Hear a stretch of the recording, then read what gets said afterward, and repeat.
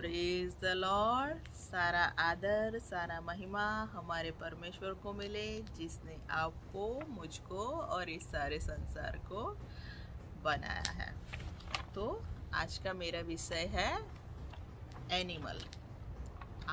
आज का मेरा विषय है एनिमल्स, जानवर। तो बाइबल में कई तरह के जानवरों के नाम दिए गए हैं, ढेर सारे जानवरों के बारे में लिखा भी गया है। तो ये बाइबल का सिंबोलिज्म है, जो यीशु मसीह मनुष्य का स्वभाव कैसा है वो जानवर को दिखा के बताते हैं। यीशु मसीह ने कई बार कई जानवरों का उल्लेख किया है, तो वो मनुष्य का स्वभाव किस जानवर के समान है वो दिखाते हैं। तो जैसे वचन में लिखा है कि भेड़ जो होती है वो चरवाहे का शब्द सुन के उसके पीछे पीछे जाती हैं। तो ऐसे भी लोग हैं जो भेड़ के समान हैं, जो परमेश्वर का शब्द सुन के, उनका आवाज़ सुन के उनके पीछे पीछे जाते हैं, जो लोग सबमिशन करते हैं। लेकिन दूसरा दर्शाता है कि बकरे हैं, जो उनका हार्ट स्टबन होता है, वो कोई भी बात सुनना नहीं चाहते हैं, कोई भी आज्ञाओं का पालन करना नहीं चाहते हैं, वैसे होते हैं। तो जब यीशु मसीह ने कहा कि भेड़ है वो परमेश्वर के राज्य में प्रवेश करे, परमेश्वर के राज्य के वारिस हो, लेकिन जो बकरे हैं, जो उनका हार्ट स्टबन है, वो क्या करे, सर्वकालिक शासन में जाए।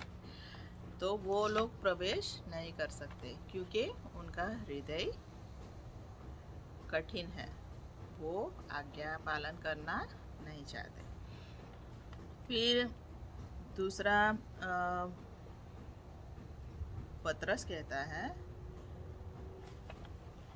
जैसे लिखा हुआ है कि जो परमेश्वर के पीछे चलता है और वापस से अपने पुराने जीवन में चला जाता है, वो व्यक्ति कैसा होता है, एक कुत्ते के समान होता है, जो अपनी ही उल्टी को क्या करता है, जाके चाटता है।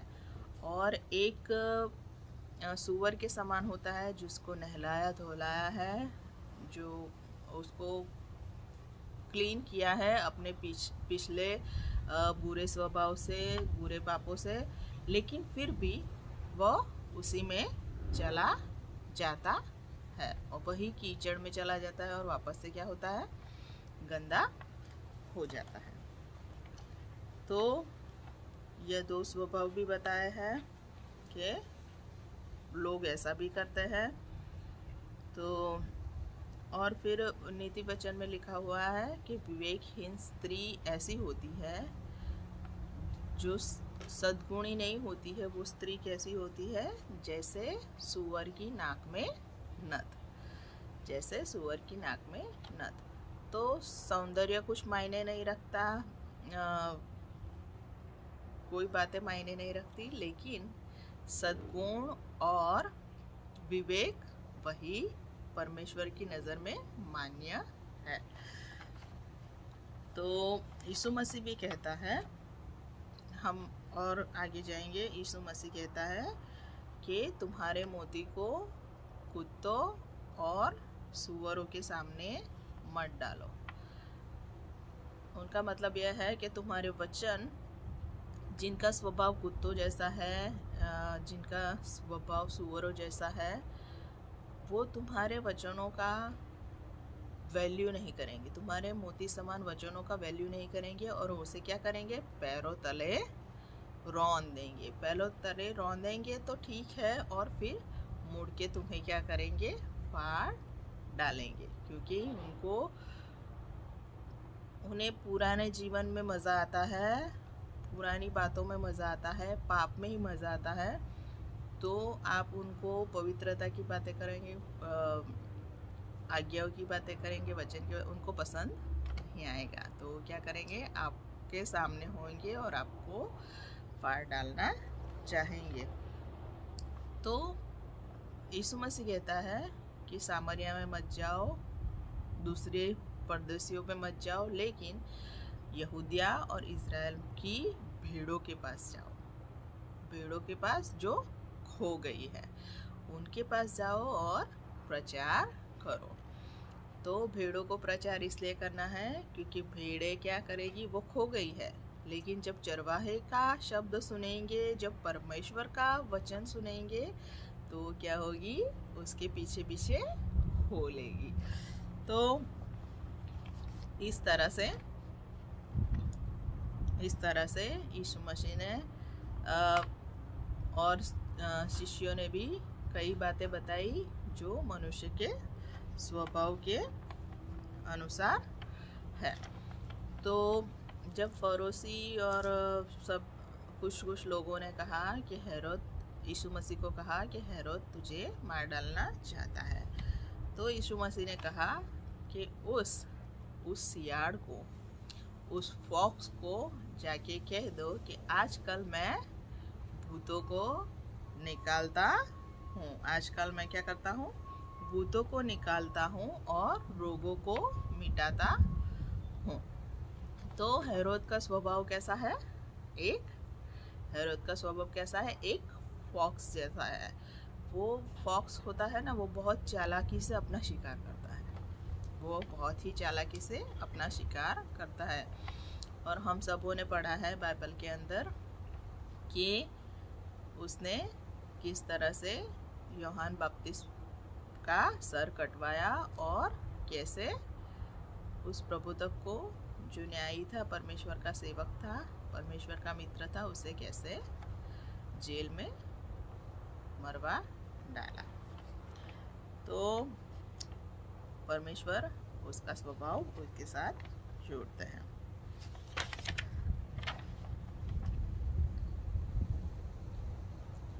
फिर हमें ये भी बताया गया है कि चींटी के बारे में भी लिखा है, चींटी के बारे में भी लिखा है। चींटी के बारे में कहता है कि जो आलसी लोग हैं वो जाके किससे सीखे, चींटी को जाके देखे, चींटी को जाके देखे कि वो इतनी छोटी है फिर भी अपने लिए जाड़ों के अंदर अपने लिए खाने का संग्रह करती है, खाने को बटोरती है कि उसको जाड़े में, उसको ताप में वो तकलीफ ना हो, तो वो पहले से ही उसको क्या करती है, संग्रह कर लेती है, पहले से ही वो अपनी व्यवस्था कर लेती है। तो इसी तरह से परमेश्वर का वचन कहता है कि आलसी, तू एक चींटी के पास जा और उसके मार्गों का विचार कर, उसके बारे में सोच। तो इस तरह से परमेश्वर का वचन हमें बताता है। फिर शैतान के बारे में भी वचन कहता है कि शैतान कैसा है, कि वो एक गाजनार सिंह के नाई है।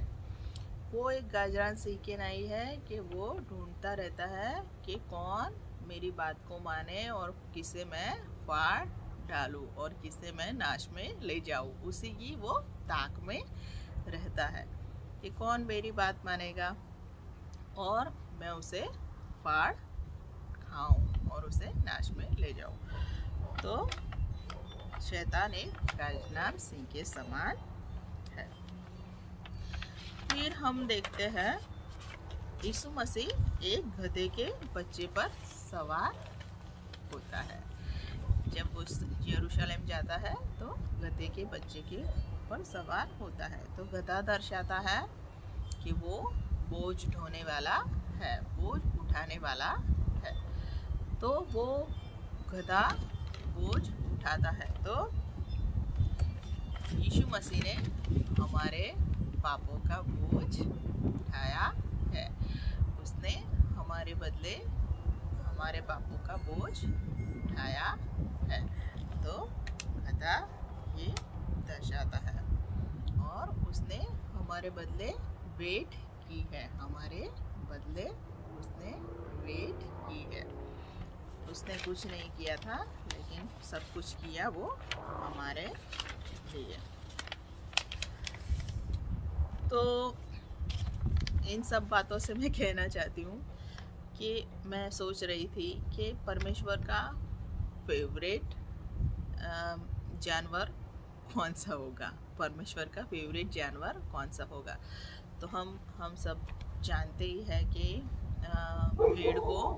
भेड़ परमेश्वर के लिए बहुत ही फेवरेट है, इसलिए क्योंकि वो परमेश्वर का सब सुनती है और परमेश्वर के पीछे पीछे चलती है, परमेश्वर की सभी आज्ञाओं को मानती है, वो सबमिशन करती है। लेकिन मैंने एक और भी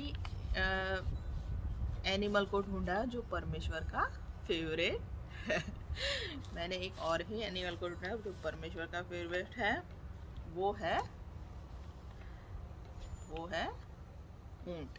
वो है ऊंट। जब वो धनवान होता है और उससे परमेश्वर यीशु मसीह कहता है कि तू अपने धन को गरीबों में बांट दे और मेरे पीछे हो ले, तो वो निराश हो जाता है और चला जाता है क्योंकि उसका धन बहुत था। लेकिन परमेश्वर कहता है कि धनवान को परमेश्वर के राज्य में जाना बहुत कठिन है। धनवान को परमेश्वर के राज्य में जाना बहुत कठिन है। लेकिन सहल किसको है? तो सहल काम यह है कि सुई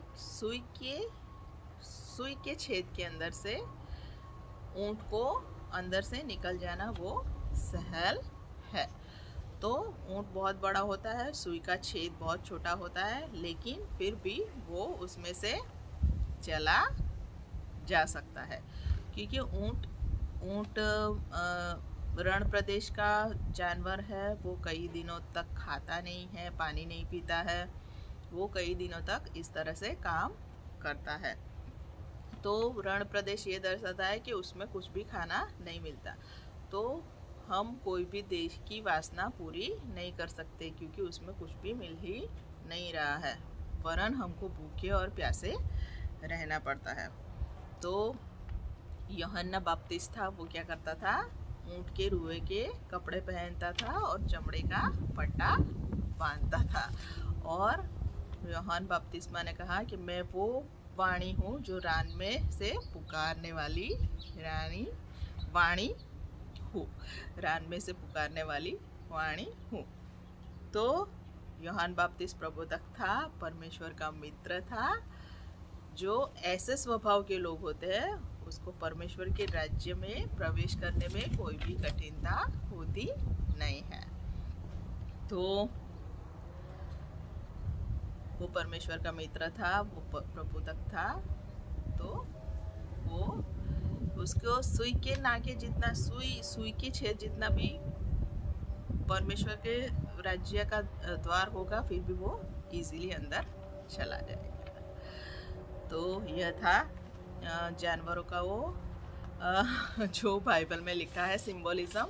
सो इतने ही बता पाई हूँ और नहीं बता पाई, और आप सबों ने मुझे सुना, इसलिए आपका बहुत बहुत धन्यवाद। Thank you.